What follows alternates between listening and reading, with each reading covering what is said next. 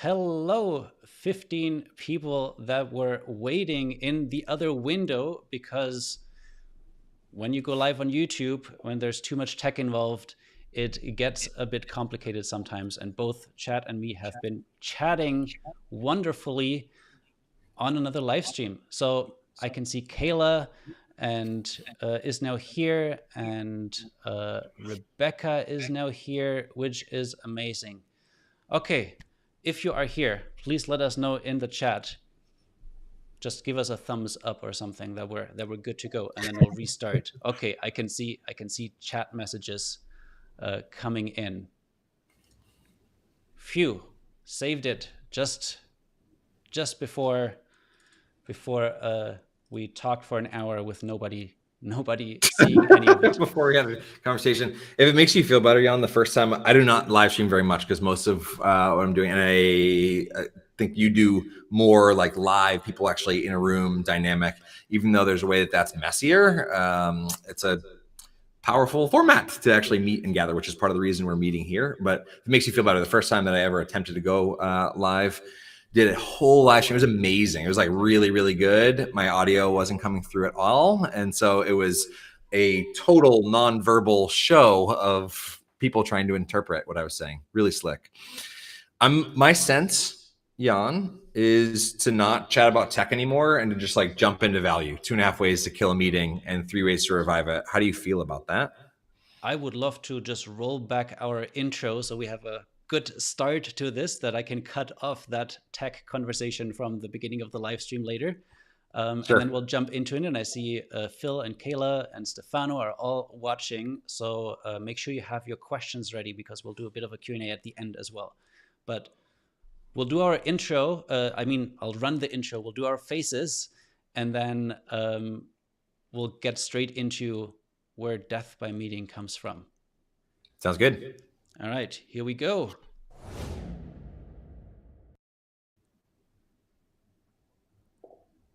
Here we are. We made it. It's a pretty good mix-up. Yes, I'm super, super excited that you're here, Chad, because we have so many things in common. Talking about connection, like I shared earlier, we kind of could be the same person if I had a shorter beard and was not wearing my hat. Also realized we both have Nalgene bottles. Like, there's so many things we have in common. Yet for this live stream, our initial thought was, how can we find things that we disagree on as well? So, talking about death by meeting, do you want to take over and tell us, like, how did we come up with that topic? Yeah, so we were having a chat about doing a live stream, and most of our time is spent coming up with clever, creative, easy to implement ways to revive and refresh and save meetings. There's a lovely book called Death by Meeting. It's got an all gold cover, goldish. And the basic premise, you can skip the book. It's a lovely book, but if you want to skip the book, the essence of it is meetings are really boring when there's no conflict, right? Imagine watching a movie where there's no conflict, where everyone's just like head nodding and agreeing.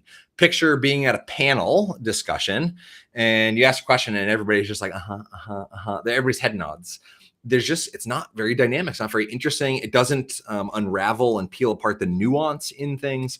And so the idea is that disagreement is actually not only really healthy, but it's required for meetings that are alive. And so Jan and I, even though we happen to have some similarities and probably agree on lots of stuff, are going to aim to lovingly actually disagree with each other. And lovingly is a good word to throw in there as an intention for disagreement, right? Because the idea is that I'm not disagreeing with who Jan is as a person. We're having idea conflict, which creates better, more creative, smarter ideas, rather than personal conflict of I don't like you, or I don't like your group, or your whatever label you're associated with, etc. So that's the idea. We're going to disagree a little bit.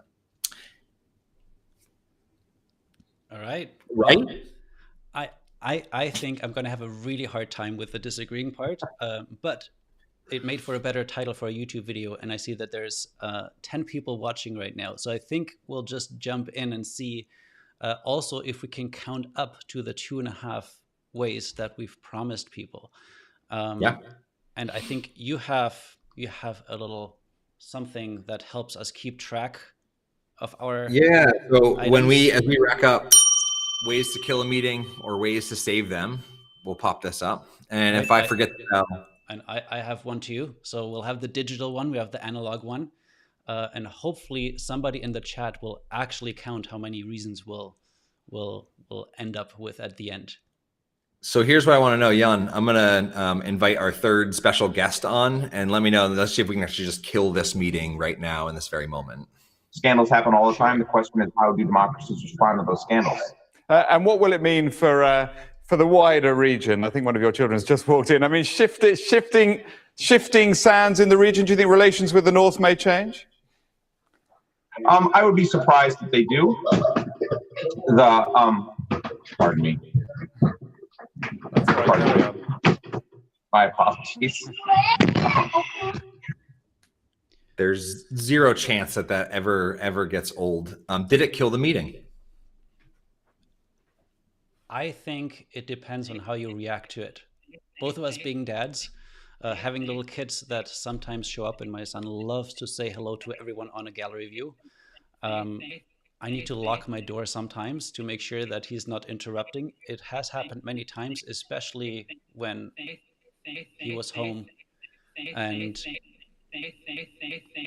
is there still some background noise? I'm hearing like a looping thing. Do you hear that too?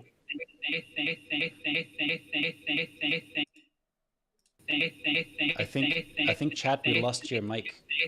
I can't hear you anymore.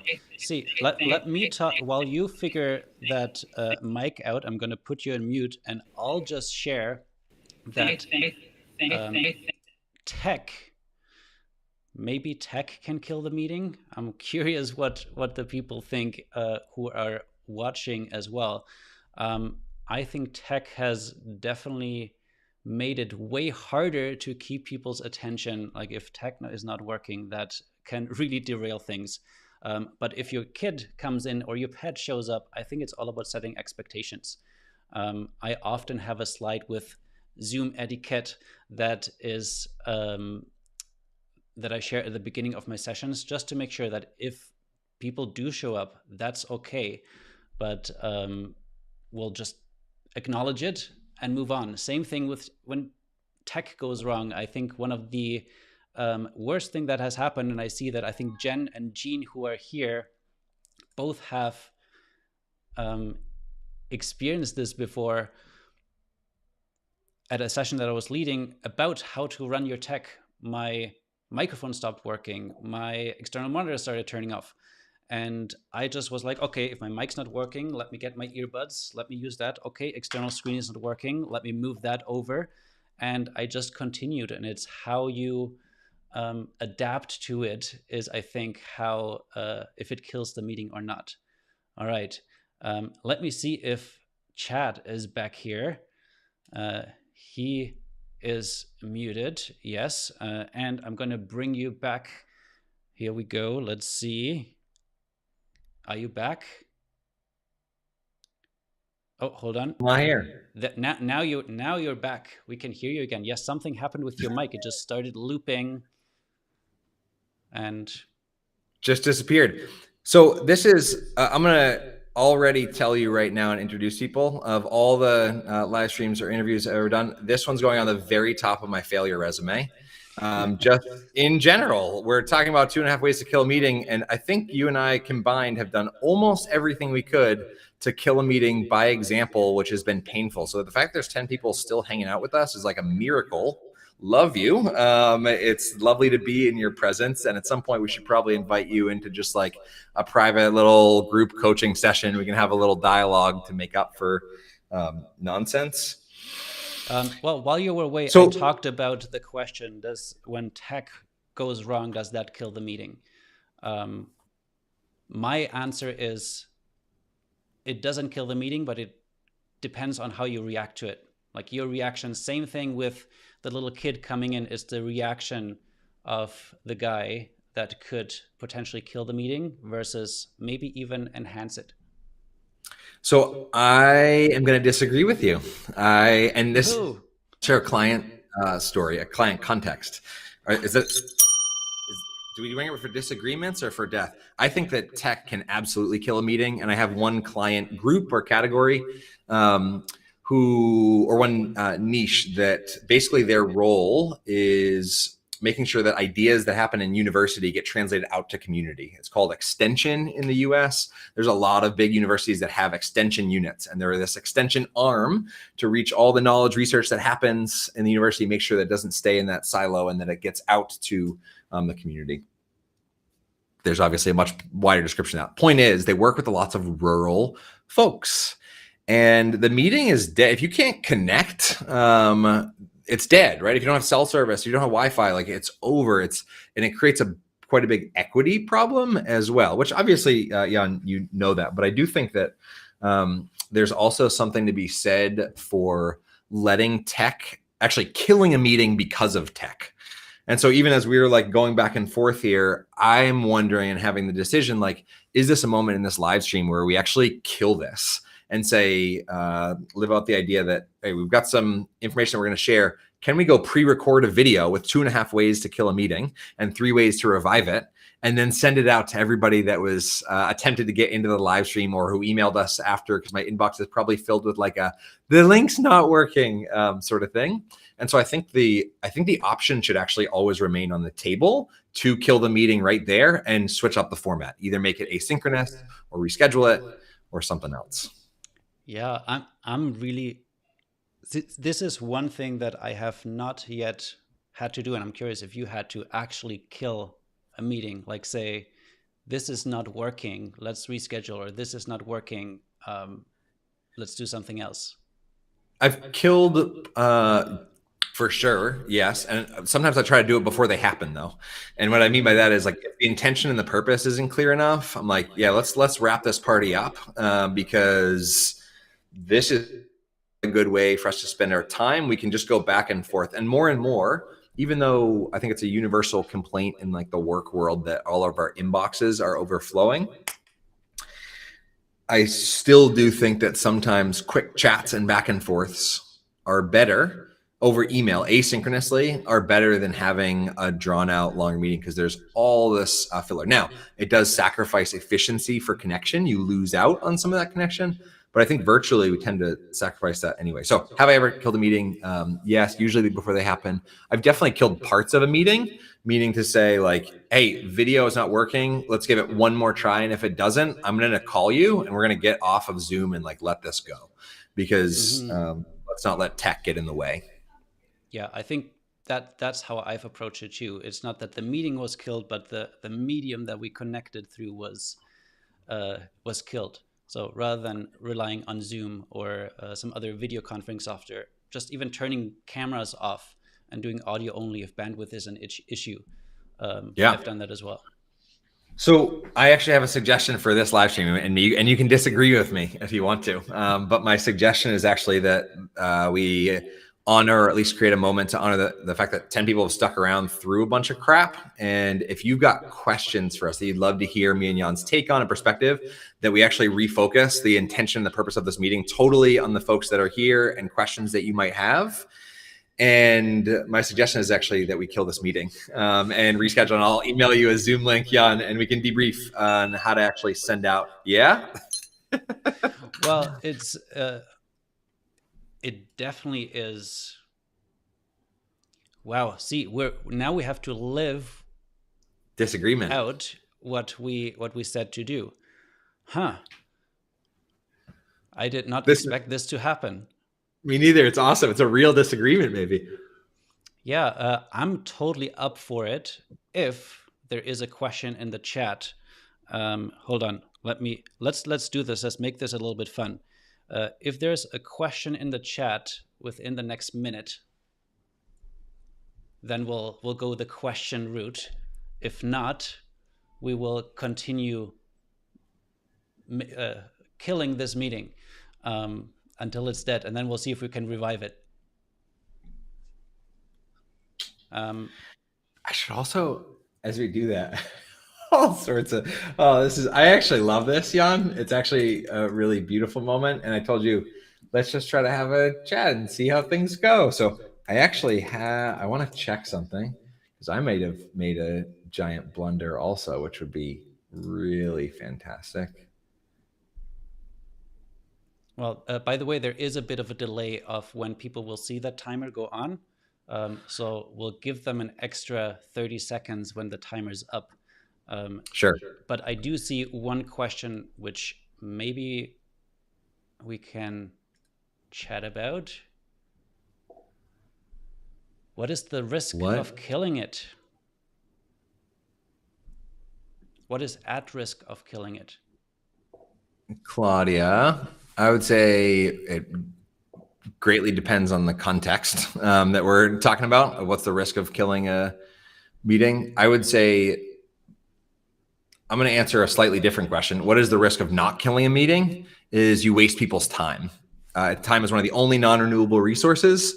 And if you keep it going because it's on the calendar or because you scheduled it or because that was the original intent, I think you risk wasting people's times, which is why I think the sentiment or the idea this meeting should have been an email actually starts to develop for people, or culturally at an organization, it starts to like eke out. This meeting should have been an email, because that thought usually shows up in the final moments of an actual meeting where people are walking away and they're like, wow, I said nothing, I contributed nothing, and I already knew all the information that was shared. Or I could have scrolled through our company intranet or website and like figured all that out.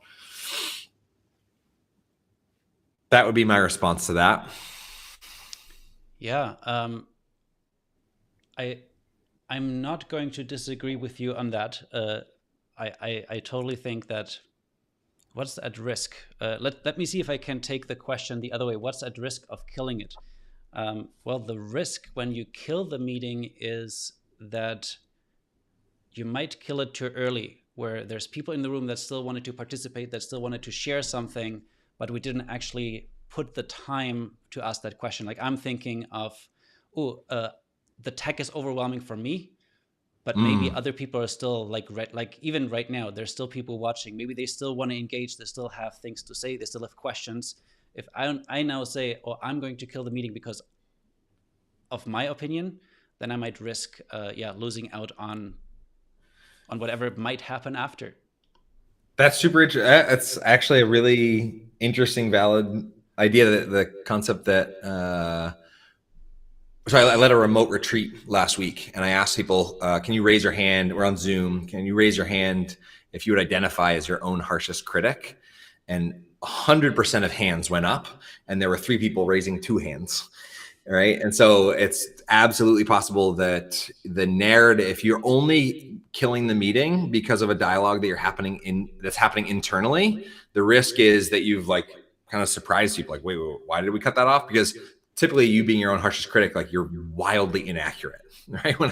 So I'm my own harshest critic as that remote retreat is going on. And then I send out a feedback afterward for a net promoter score, and it's like off the charts good. And I'm like, oh, okay, right.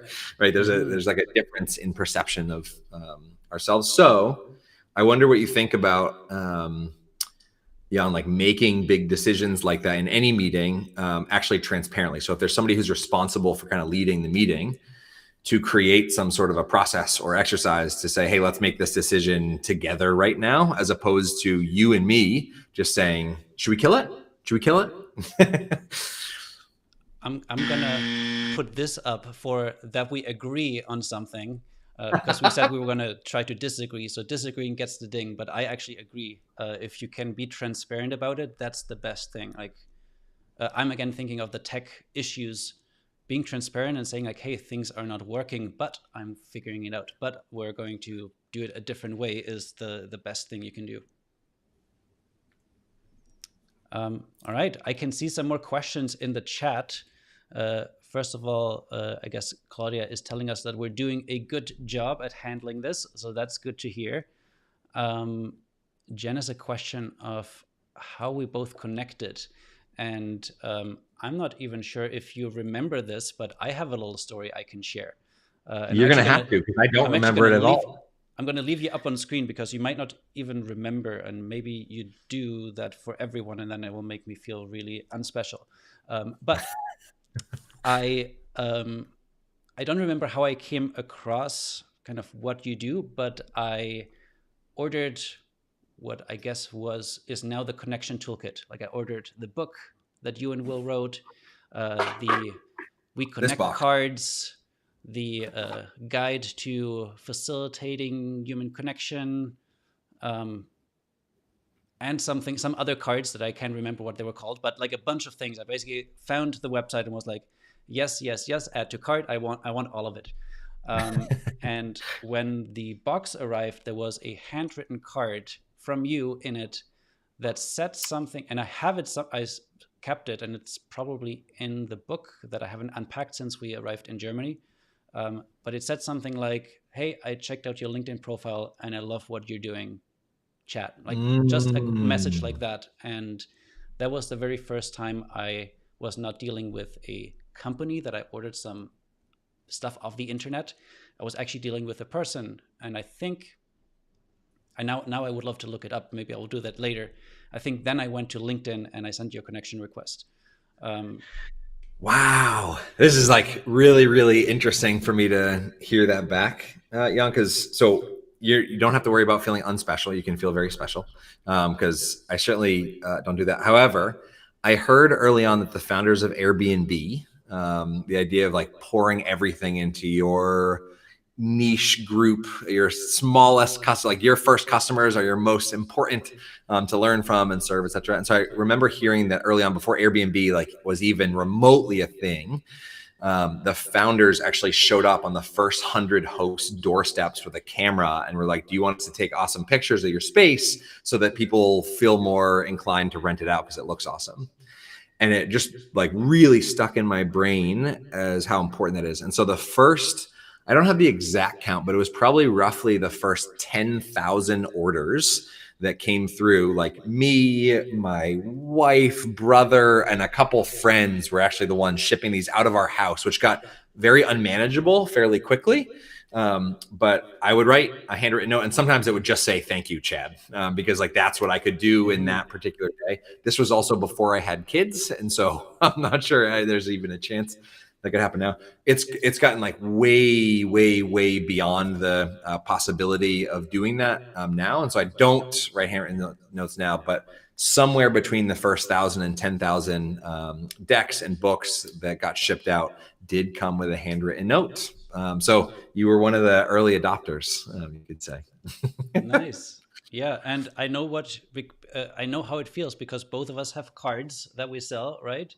And I did that at one point too. But yeah, if you get like a bunch of orders in one day and you're just busy packing and getting them out, actually taking the time to write something, like look somebody up, write something custom, because I would, like, there are services where they will send what looks like a handwritten card, or you print the handwritten card and everybody gets it. But I think when you actually do get a handwritten card where somebody put in the time, that is definitely really special. So thank you for that. And that's, I guess, how we connected, and now we're here on YouTube together. Super wild. Any other questions, either in the chat or that you have, Jan, to take us a little bit further? And then I kind of have the idea of bringing back our original disagreement of like, oh my God, like how do we carry on? How do we edit this plan? Right. So Gene is asking, how do we bring on the rescues to this meeting? And maybe we can talk a little bit about like, how do you revive a meeting? Yeah, once it's, let me actually rephrase that, because I'm trying to think of the, like, how can we make this a really powerful question? How do we even know that a meeting is dying? Like, what are the first symptoms that show up that then you maybe are able to revive it? Because once it's dead, right? So maybe I'll just take a stab at listing one or two, and let me see if you agree or disagree with it. Okay, we can do that. I'm good. And actually, I'm going to start by sharing that what I used to think was a sign that a meeting is dead or dying was when all the cameras turn off of participants. Like when you're talking and suddenly the camera turns off one by, like, just a few or all of them are off from the beginning. I used to think that when cameras are off, people are not listening, they're not engaged. And the way I measure if I'm doing a good job is by how many cameras are on Zoom. But I've had the most engaged participants sharing in the chat and using all of the different reactions buttons in the corner. And I actually don't think that's a sign anymore. But if you ask a question, and hold on, I need to find the right button here.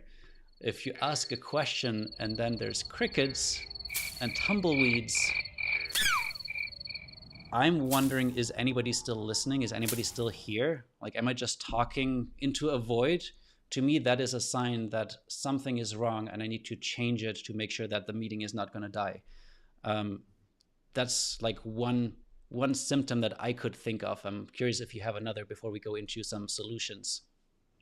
Yeah, I can't put up my X. I think I'll point out the fact that other than the last 20 years, every single meeting happened without a video.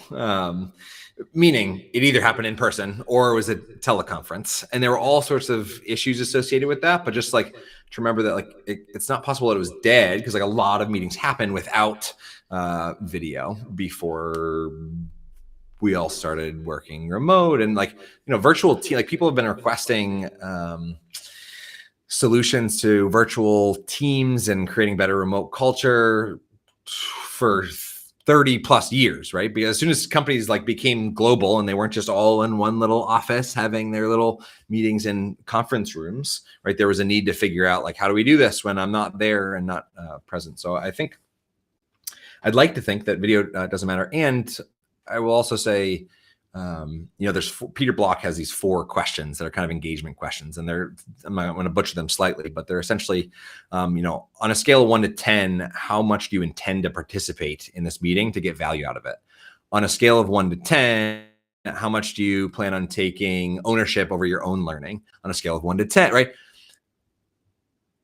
I'll ask people questions like that, not asking for their responses, but just as a reflective question, because I think that at a very deep core level matters far more than whether somebody's video's on or their mic is good or kind of crappy or whatever those tech dynamics are.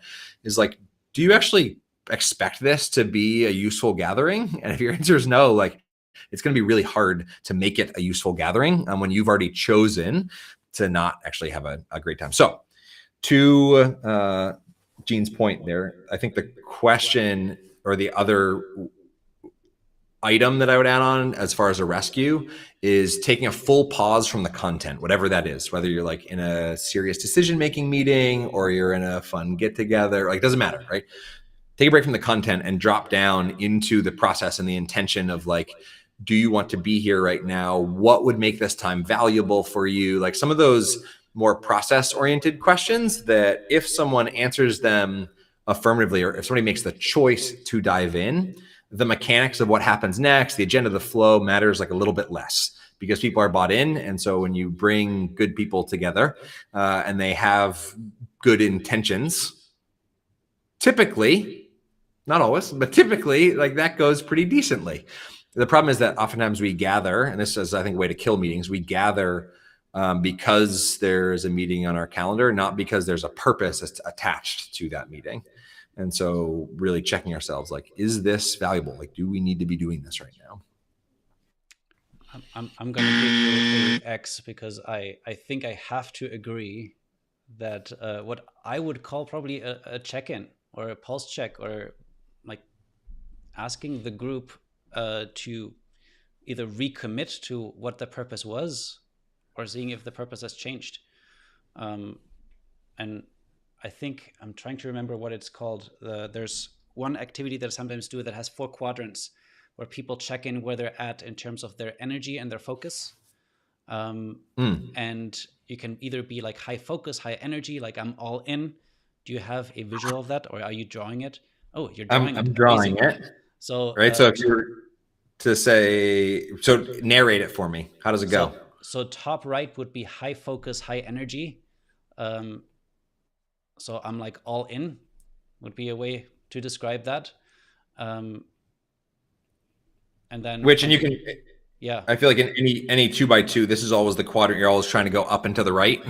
Yep, here. Exactly. So, and I'll just say bottom left is like low focus, low energy, where you don't want to be. but you could also be high focus and low energy, or high energy and low focus. And if I'm fancy, I would have participants check in with the annotation tool in Zoom and have them put like an anonymous dot where in those 4 quadrants they are. And I then would ask them, so what do you need to do to move like further to the right or further up? Like, what can you do? If I gave you 5 minutes right now, what can you do to increase your focus or increase your energy? And I would give them the 5 minutes. I would like say, okay, now we've collected a bunch of ideas in the chat. I'll give you 5 minutes to do one of them, and then we'll come back and see if that has changed anything. Yeah, super interesting. It's I feel you also had a follow-up question there too, related to Peter Block's element of like, what could you do to move yourself? But knowing that some people might be coming in arms crossed like that, part of the question might be, are you willing, the first question is like, are you willing to do anything to shift out of that quadrant that you're in right now?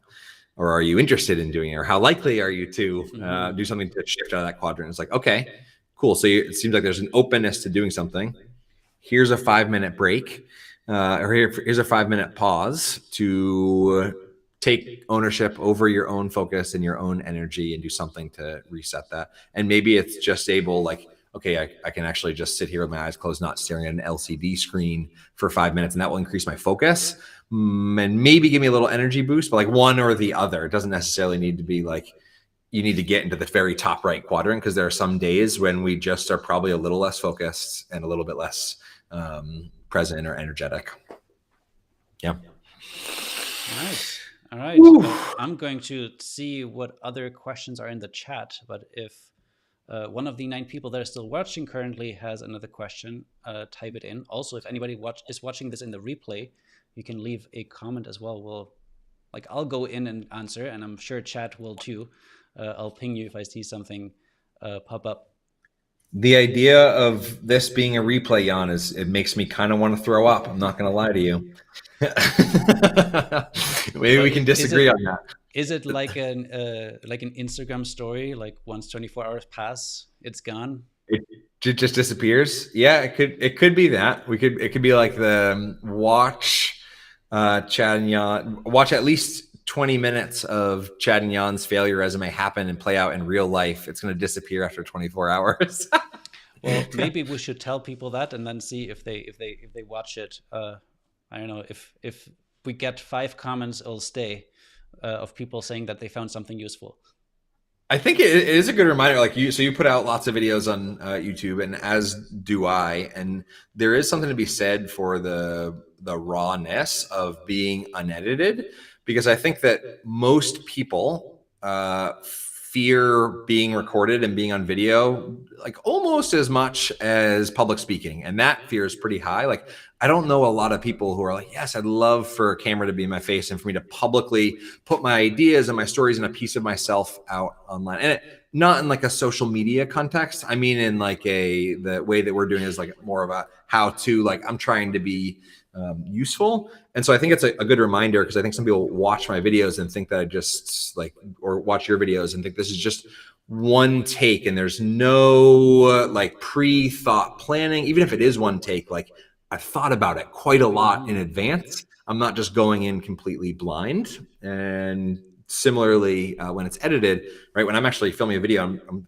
curious what your process is, Jan. I'll share an idea, and if I'm like, no, I'll cut that, I'll just be like, I'll speak to the editors in the camera and just say, yeah, retake that. And then I'll say it again. And so I might do that 10 times in a given video. So the end result that you're watching is this like clean, well thought out idea, but I stumble through it a little bit. And some idea, some flow out easier than others, but yeah, there's probably some value in like having some blunders on the internet too, some blunders and bloopers. I actually love talking about this, because on one hand, if we're talking about what I think you shared in the beginning, the idea of wasting people's time, if you are kind of rambling off because you're unscripted and you didn't really think of like ahead of how that video is going to be edited together, or where you're even going, what the main point is, then you're definitely wasting people's time. And that's why I think a lot of your videos are also really short. Because they've been edited down, versus my videos, I think about it ahead of time as well, but I decided to take out the editing, trying to do it all in real time, which means it was probably going to take a little bit longer, but a lot of the outtakes, a lot of the, oh, this didn't go perfectly stays in. And at the beginning, I would cringe at that and say like, oh, no, that has all, like, I've had like 10 years of video production background. I've edited a lot of videos even for other people, but editing my own is always different. Like you said, we're our own worst critic. So it can get to the extreme where you just don't want to keep anything in because nothing was perfect, and you're going to do like 10 takes of every line, which ends up being way much more work. And the end product might be shorter, but I would say not as relatable. It might make you a little bit too polished, too perfect. And I'm saying this while I invested a lot in having a video studio that looks maybe even too perfect and too polished. Like sometimes I actually think it would be better if I take a regular webcam, turn off my lights, and don't have such great lighting or audio, just so I'm more relatable to the people that I'm talking to. Yeah, maybe this is something we can disagree on, right? I have a second Stream Deck sitting here waiting to be like, this is extra tech that would allow me to do all these like crazy special things. I have a little one already on my desk where I'm like, oh, I need more. And I started out earlier in 2020 in the pandemic, very strongly rooted in the belief that you should remove all possible digital distractions, because what makes a meeting really good is people who are actually genuinely present with each other. And as soon as they become not present with each other and somewhere else, the meeting starts to disappear, degrade. And so I have also, considered just like ditching all the extra stuff and joining the most basic possible format. I do think there is something to be said for that, depending on the intent. I'm going to show you something which I'm not sure you've seen before. This is my cell phone sleeping bag. It's a padded envelope that I usually have participants at in-person workshops create as kind of an unofficial start. Well, everybody arrives with different stickers and colors, so you can get creative. Put your phone in, and then that technology has been removed, and we can actually focus on connecting with each other. So I'm always trying to think, well, how can we create something like that in a virtual space where we can't turn technology off anymore, where we have to look at a screen? And while I'm saying this, do we have to look at a screen to have an effective meeting? Because phone conversations existed before we had Zoom. I don't think I have it. I don't think I have it with me right now, but in the remote retreat, I try to push the bounds a little bit. And so I'm facilitating this retreat. There's 15 other quite smart leaders and educators there. And I wanted to push my own facilitation. And so I put a piece of blue painter's tape over my mouth. And I was committed to keeping it there and not saying a single word for the first 15 minutes of the session. And the idea was in the stretch, I'd never done it before, so I didn't know how it was going to go. But the idea in the stretch was, am I needed to facilitate? And how can I actually lead and facilitate without using any words, without leaning on the ability to improvise or to fluff up words? And I think there's something to be said with at least having that question in the back of our heads as a leader and educator in any context that you're operating within. Can I render myself unnecessary by creating the right context instructions? So I love that sleeping bag idea. I do want to know, because it looked like it was a pack, like a bubble mailer. Do you have people seal it? So I usually have people seal it. I also ran a retreat before 2020 where I had people seal it with a wax seal. Like you actually have to heat up the wax. You get like this beautiful seal and you put it on, so we can actually tell if you opened it over the course of 3 days.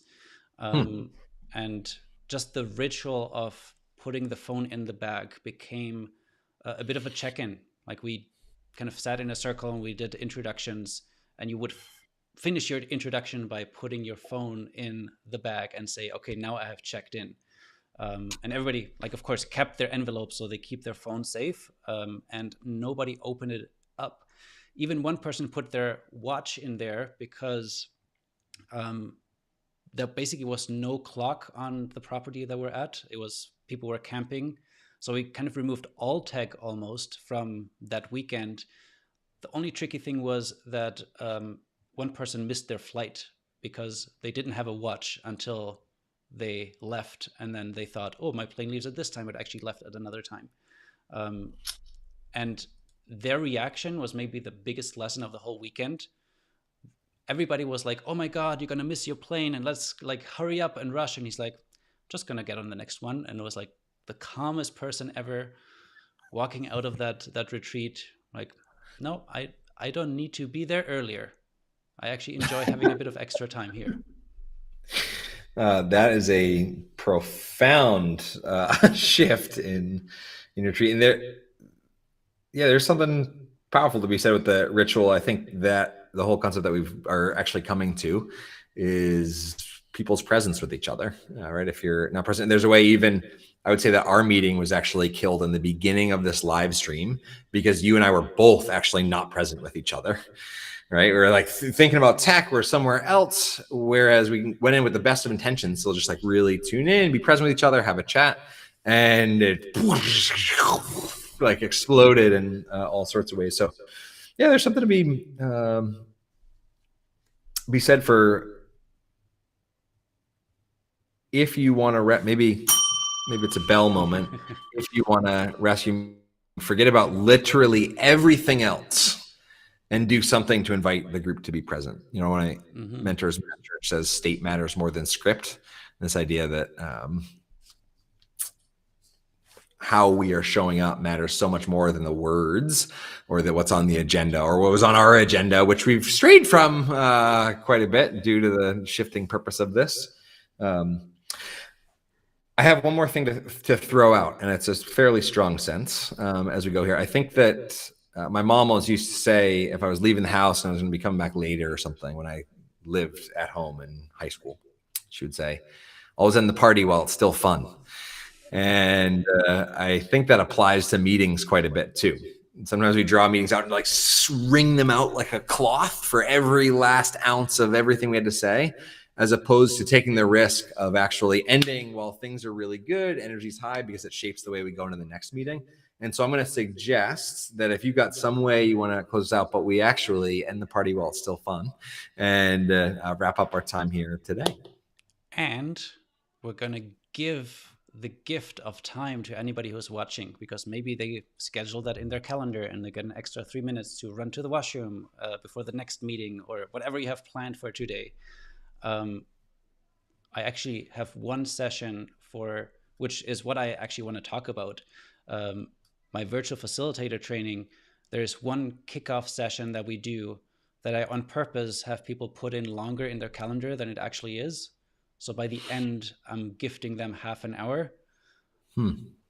But because my time management isn't always so great, all the other sessions might run over 5 minutes. So I'm basically getting them back later, but I'll gift them ahead of time so they feel less upset if I go like 5 minutes over for the other times. Love that. That's quite lovely. And totally check out, I'm assuming it might be in the link in the description. There's a way that time spent with you, even in this moment, like I feel like I'm learning from you, Jan, from your own actual grace. Whereas I've been in the camp this whole time, like, oh my goodness, live stream, let's bail on this. Is like totally different energy level. And there's something that's so powerful to be learned from that other statement. If you want to learn from other blunders, failures, missteps, etc., you can pick up How to Make Virtual Engagement Easy, which is ironically like every chapter is built off of some way that I have failed to make virtual engagement easy and figuring out the opposite and the flip of that and then retrying that. Jan's in there with some really good ideas about doing colorful polls and things like that. But for those of you that stuck around or are catching the replay, thanks for your time. It is still one of the only non-renewable resources, and you chose to give some of yours to us today. Actually, if you are watching, while we, roll the credits, can you share something in the chat that resonated with you about the things that we chatted about? Because I can see that a few people have shared that that there were valuable nuggets, which is great to hear. I also see that modeling vulnerability is a great lesson for everyone. So thanks, Phil and Claudia, for those. Hi, Phil. So glad you were here, Phil. So glad you were here. Yeah, Phil's awesome. All right. Well, should we flip the switch and kill this? So check this. I'm going to ask you to flip the switch. The favorite takeaway from the remote retreat that I led last week was suggesting that sometimes closing activities can actually be a simple ritual of when a bell goes off, it's done, right? You just like call it right there. And so let's try to line it up. I'm gonna hit the bell, and the moment that sound dips off, you stop us going live. Is it possible, Jan? Ooh, there might be a little bit of a delay, so we'll try our best. Bell and dance to your favorite song in your mind as we wrap this up. 3, 2, 1.